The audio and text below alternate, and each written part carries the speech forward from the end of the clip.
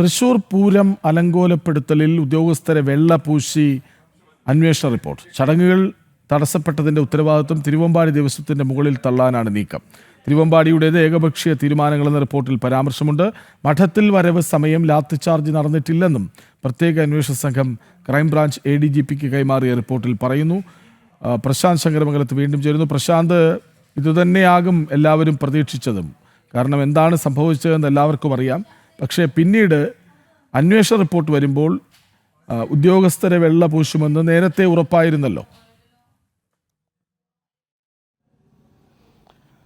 കൃഷ്ണരാജ്, പൂരം നടത്തിപ്പുമായി ബന്ധപ്പെട്ട് അന്നുണ്ടാകുന്ന സംഭവവികാസങ്ങൾ, പോലീസിന്റെ ഭാഗത്തുണ്ടായിട്ടുള്ള വീഴ്ചകളെല്ലാം എണ്ണി മാധ്യമങ്ങളടക്കം വന്ന് വാർത്തയാക്കിയതാണ്. നമുക്കറിയാം, അത് സിറ്റി പോലീസ് കമ്മീഷണർ അടക്കം പൂരത്തെ തടസ്സപ്പെടുത്തുന്നത് കൊണ്ടുവരുന്നത്, അതായത് ഈ കുടമാറ്റത്തിനടക്കം കൊണ്ടുവരുന്ന സാധനങ്ങൾ, അത് കൊണ്ടുവരുന്ന ആളുകളെ അമ്പലത്തിലേക്ക്, അതായത് നടയിലേക്ക് പ്രവേശിപ്പിക്കാതെ തടഞ്ഞു നിർത്തുന്നതും നിയന്ത്രണം ഏർപ്പെടുത്തുന്നതുമെല്ലാം ദൃശ്യങ്ങൾ സഹിതം വന്ന് പുറത്തു വന്നതാണ്. എന്നിരിക്കെയാണ് ഇത്തരത്തിൽ പോലീസിന് വെള്ളപൂശിക്കൊണ്ടുള്ള ക്രൈംബ്രാഞ്ചിന്റെ റിപ്പോർട്ട് എന്ന് പറയുന്നതാണ് ഏറ്റവും പരിഹാസ്യകരമെന്ന് പറയുന്നത്.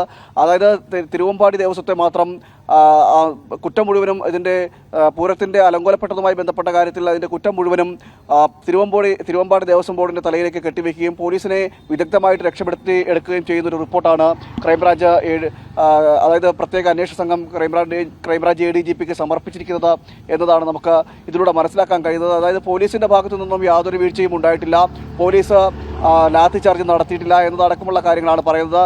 എന്നാൽ മറ്റൊരു കാര്യമെന്ന് പറയുന്നത്, ഇത്തരത്തിൽ വീഴ്ചകൾ ഉണ്ടാക്കാൻ പലപ്പോഴായിട്ട് വീഴ്ചകൾ ഉണ്ടാകാനുള്ള കാരണമെന്ന് പറയുന്നത് അത് തിരുവമ്പാടി ദേവസ്വത്തിന്റെ ഭാഗത്തു നിന്നുണ്ടായിട്ടുള്ള വീഴ്ചകളാണ്. അവർ പോലീസിന്റെ നിർദ്ദേശങ്ങൾ പാലിച്ചില്ല, സ്വയം ഏറ്റെടുത്തുകൊണ്ട് പല കാര്യങ്ങളും പോലീസിന്റെ നിയന്ത്രണം ലംഘിച്ചുകൊണ്ട് ചെയ്യുകയായിരുന്നു.